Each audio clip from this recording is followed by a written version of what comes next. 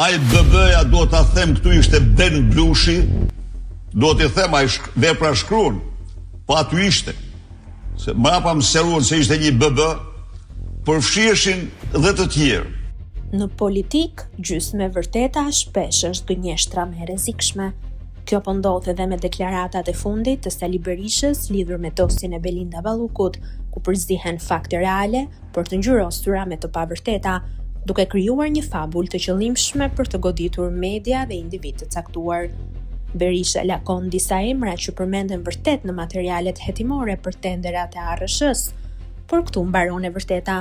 Dhe nga ky moment Berisha kalon në manipulim, duke pretenduar se Top Channel ka marrë shuma të mëdha parash dhe se inicialet BB i referohen Ben Blushit, ish drejtori të përgjithshëm të Top Channel. Këto dy pretendime janë të pavërteta. Dokumenti që qarkullon dhe që po përdoret si bazë për këto akuza, pra komunikimet e zbardhura mes Ballukut dhe Evis Berberit, është se BB nuk është Ben Blushi, por biznesmeni Besnik Bami, emër i njohur në sektorin e kontratave dhe i lidhur me interesa konkrete ekonomike, jo mediatike. Në asnjë rresht të materialit hetimor nuk përmendet Top Channel, as si përfitues, as si palë dhe as si subjekt i ndonjë transaksioni apo marrëdhënieje financiare.